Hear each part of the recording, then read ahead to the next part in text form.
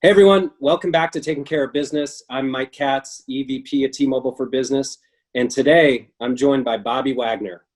Bobby is a captain, star linebacker, and Super Bowl champion of the Seattle Seahawks.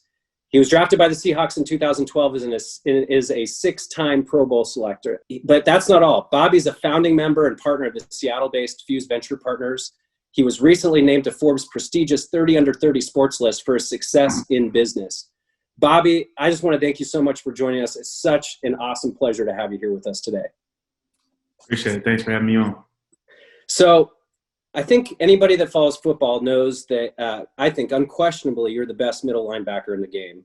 But what a lot of people may not know is the success that you've had off the field as a businessman and an angel investor. And, you know, I thought it'd be good to start with, like, how did you get interested in business and entrepreneurship, and how do you possibly balance that with your on the field and training life?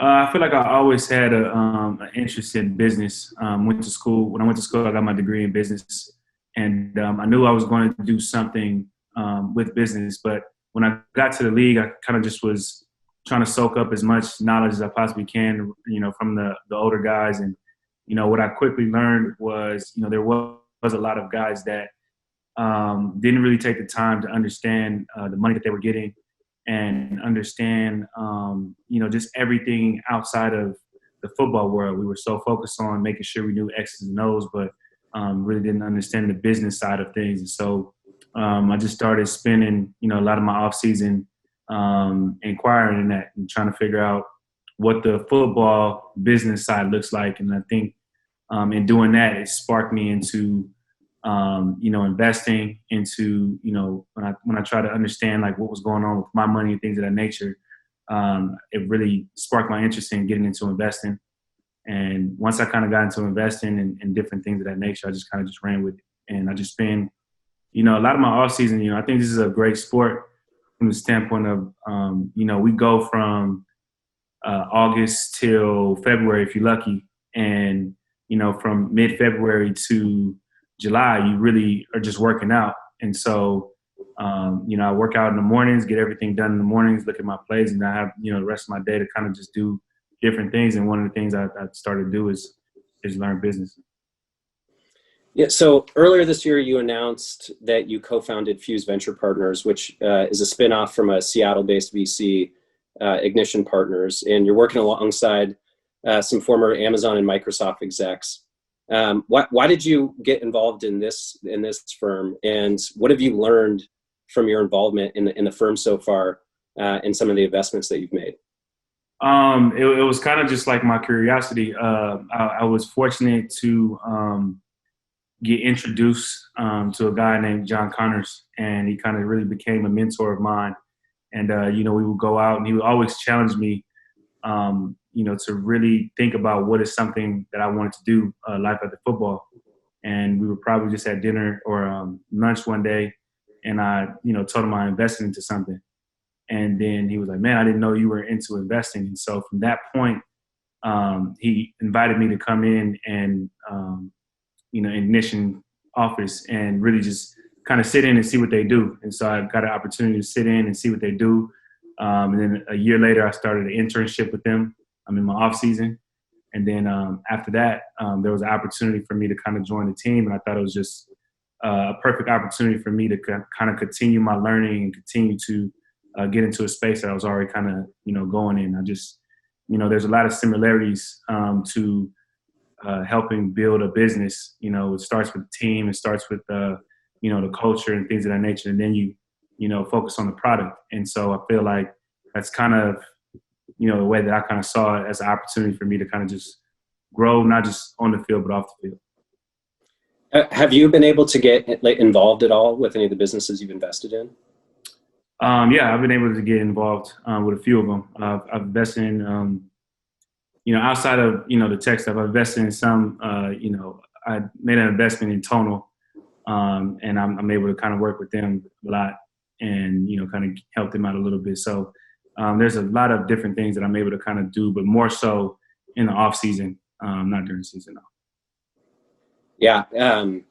When you're looking at these different investment opportunities, and I'm sure you get lots of different companies pitched to you, what are some of the key things that you look at as companies that interest you in investing in? I think some of the main thing that I think I look for is the culture. What is the culture at the company, at the business? And then I look at the leadership. What is the leadership like? Because there's been some amazing products that didn't make it because of the leadership. There's always going to be a time when you're building a business or building, creating a new product that you're going to have some obstacles, you're going to have some challenges. And I think, with the right leadership, you're able to get through those things. And so that's one of the things I think I learned early on while I was angel investing. There was a couple things that I invested in that I felt could have been good, but they weren't able to work out because I don't feel the leadership was able to kind of, handle the challenges. And so that was one of the things that I learned early on, that I think, the product will be there, the consumers will be there, but the leadership and the culture needs to be there for it to really be something that lasts a long time. Yeah. How have you, as you've looked at these companies, been able to evaluate those two dimensions, like what kind of leadership they have and what kind of culture that they've built? I think a lot of it is just, talking to the people that work there. A lot of it is just listening to, what the CEO, what the founder says. A lot of it can be told through, the way someone speaks and, does what they say match what the people that work there say. And so there's different ways that you can really kind of go about that. But I think it's really important, and you really got to do your due diligence to understand, what the culture is. And that's why I said it's similar to football. There's a lot of teams that could be good, but the culture is just not. The culture is not a good culture, and maybe the leadership is not where it's supposed to be, and so they don't reach their ceiling or they don't reach their potential. And so I kind of look at it the same way. I love that, and it might be your answer to this next question too, which is, I'm sure there are tons of companies that would love to be a part of your, one of your portfolio companies. What kind of advice do you give, or would you give to startups that are looking to are seeking venture capital to be able to attain it successfully? I think it's that, I think it's, you have to build a value system that you believe in. You have to build a culture that you believe in.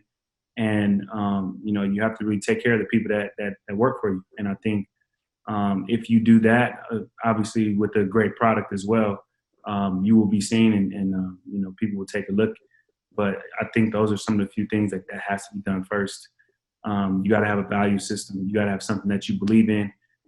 Because if everybody's believing in something different, then they will never be on the same page, and you'll never be able to get your product, off the ground if everybody's striving for different goals.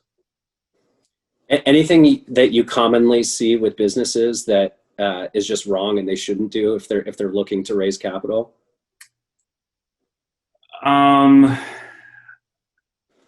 I would say stretch the truth. I think sometimes you'll have businesses that they'll stretch the truth a little bit just to make them seem a little bit better, make their product seem a little bit better, as if people don't have the reach to do a decent either background check or check on the information that you're giving.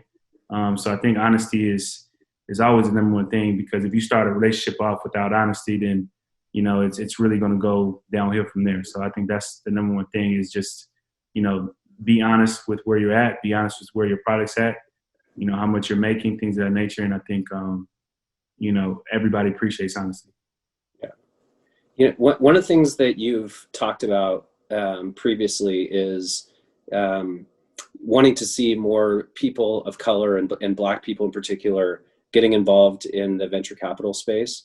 When you think about that, what are some of the things that you think are preventing that today, and what can we all do to encourage more underrepresented people and communities to get involved in startups and in the venture capital space?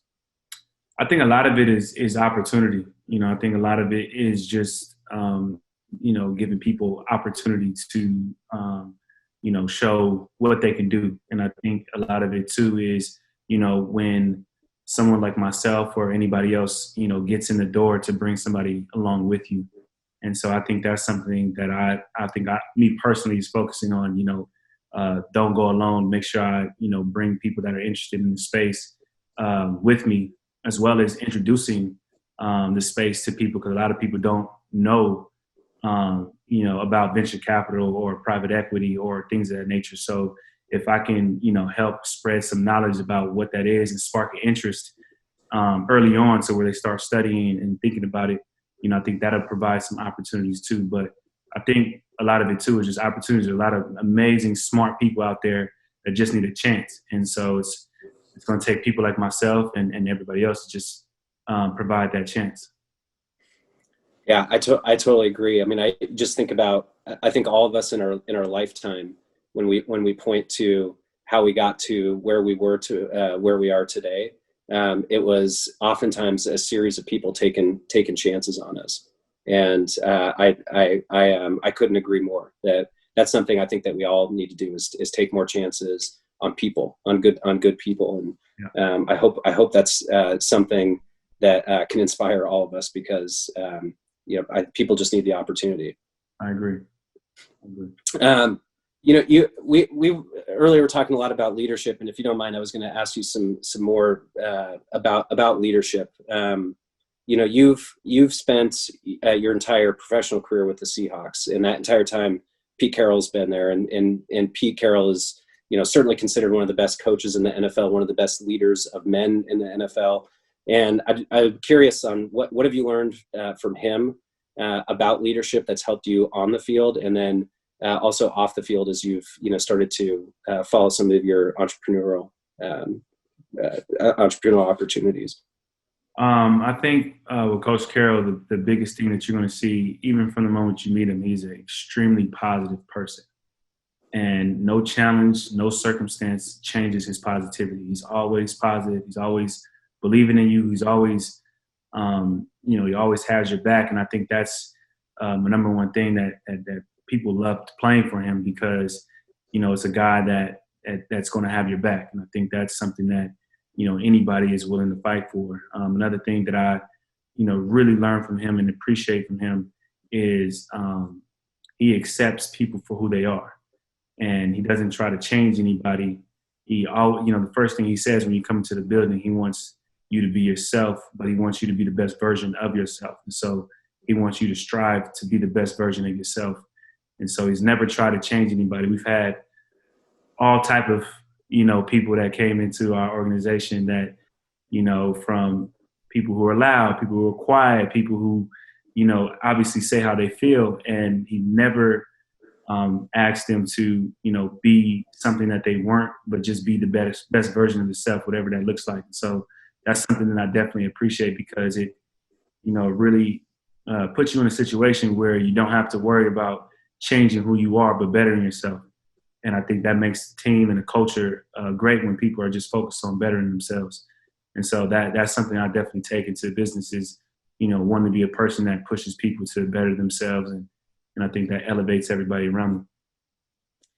Yeah, I don't want to put words into your mouth or anything, but how much of your success that you've had, both on and off the field, is like, do you kind of attribute to like having like a chip on your shoulder? Because when I look at your history, you went to Utah State. I don't think you were like super highly recruited out of high school. Utah State, even though, like I was telling you earlier, I have a huge bias that it's in the best football conference in America. It's not a Power 5 conference. How much that like kind of chip on your shoulder has played out in your playing and now in your business career?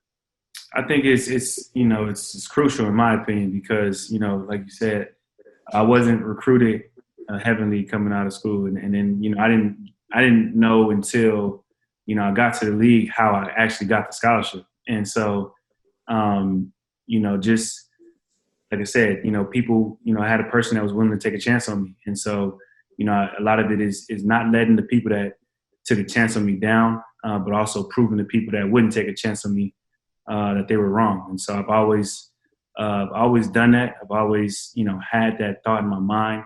I've been doubted a lot, been told what I can't do. And, I just consistently try to prove that wrong. And, it's the same mindset when you come into, business, because a lot of people try to put athletes into a box and say that they can't do anything outside of play their own sport.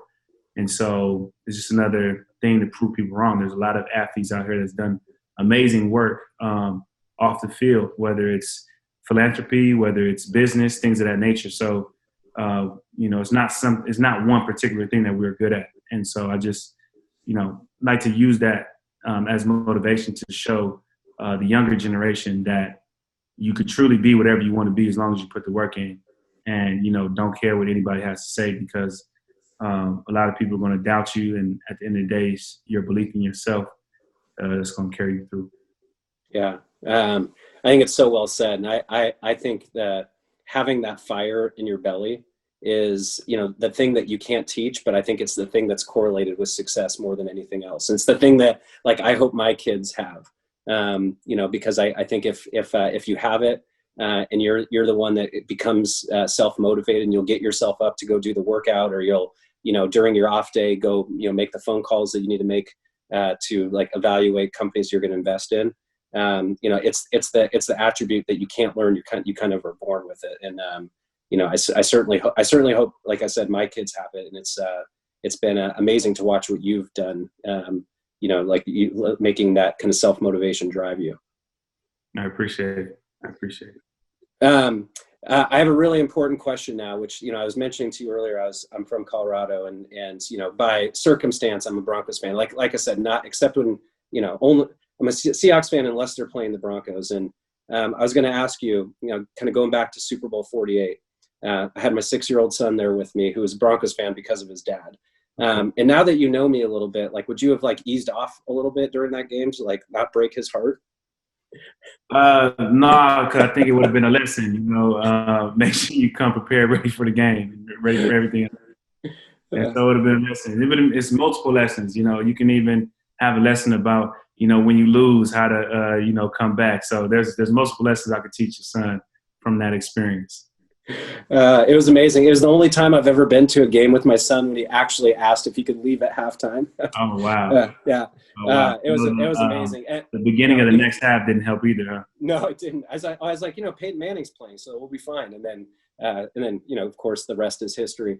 But I tell you, what an amazing, even despite being a native Colorado and a lifelong Broncos fan, what an amazing moment for the city. And I'm sure for you being, not just the face of the franchise, but now one of the faces of this city. What an amazing moment that must have been for you. Yeah, it was great. It was something that, we all talked about because when I got to Seattle and we found out that, they'd never won a championship from football. And I thought, we all thought that it would be a great accomplishment for something, for us to do and really bring something like that to Seattle, the place that we play for. So when we were able to do that, it was an amazing feeling. And when we were able to get in the parade and really be around the fans and really, we had kids hanging out of the windows and we had people hanging out of their office spaces, and really just, being able to feel the love that we got from, that day and that championship was amazing, and something that, I hope we do again. What is that dynamic like now, where most of the stadiums that you're playing in are empty? Like how much of that fan and crowd energy do you guys feed off of during the game, and how hard is it to replicate that without fans there? I don't think you can replicate the 12s. Their energy and their passion is something that, like you said, we definitely feed off of. We love having them in the stadium, so not having them is a huge loss. But hopefully at some point we're able to get them back in there and feel the energy again. We're professionals at the end of the day, so we have to, we'll figure it out. You hit somebody real quick, and then everything kind of works out itself. So yeah, all it takes is a hit, and you're pretty into the game. Yeah. Hey, one last question I wanted to ask you is, you have a reputation of being a really strong negotiator. In fact, somebody that gets personally involved in things like your contract with the team and everything. What tips can you share about effective negotiation whether it's in business or in your case in sports? The biggest thing with my contract, it was just I did the work. You know, I took the time to learn everything I needed to learn. I asked the questions that I needed to ask.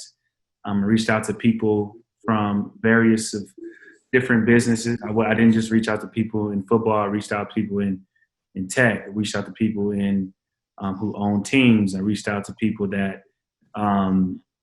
were in restaurant businesses. All these different things. There's so many different forms of negotiation. So I think that is the biggest thing, is to ask questions. If it's something that you're just getting into, you have to humble yourself and know you don't know everything. So asking a question that may seem, dumb or whatever, you need to just put that behind you and really just do everything you can to get the knowledge and that you need to negotiate or to make sure you have the best contract that you have. So, I would say questions, ask a lot of questions, do the work, and then know yourself. Know yourself well enough to know how you have to handle yourself when you go into those negotiation rooms.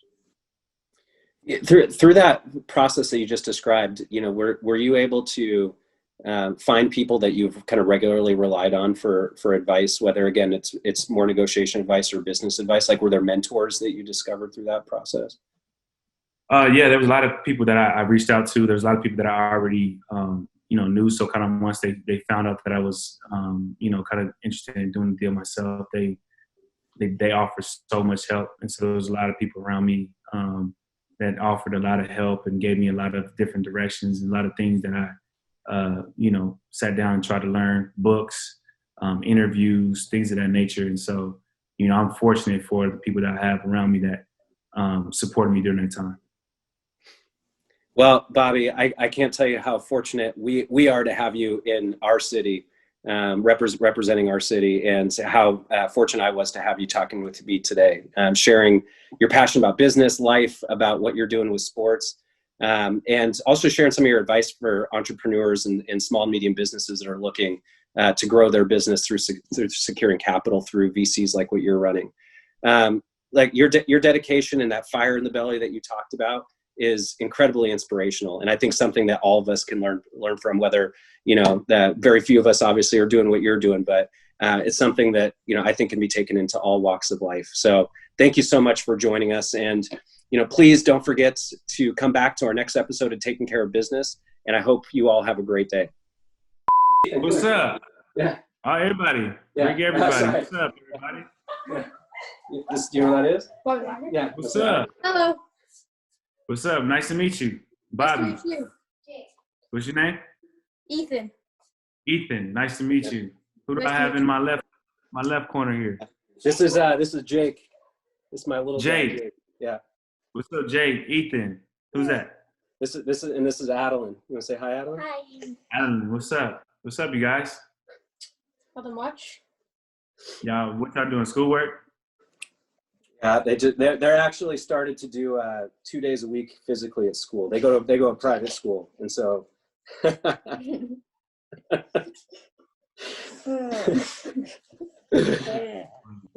they just got back from school. Oh, nice. Yeah. I was telling Bobby how he beat you up in the Super Bowl when we went to the Super Bowl. Oh Yeah. Hey, it's all good, man. You can just join the Seahawks, man. You can lead the Broncos. We'll work on getting you a jersey. Yeah. All right, cool. All right, Jake. Okay, that's enough, dude. Jake, wanna go play? All right. Hey, Bobby. Thanks a lot, man. All right. I really appreciate it. Appreciate it. Wanna play Roblox? Nice to meet you Have a good guys. one. Oh, I Take didn't it have easy. the All right. See ya.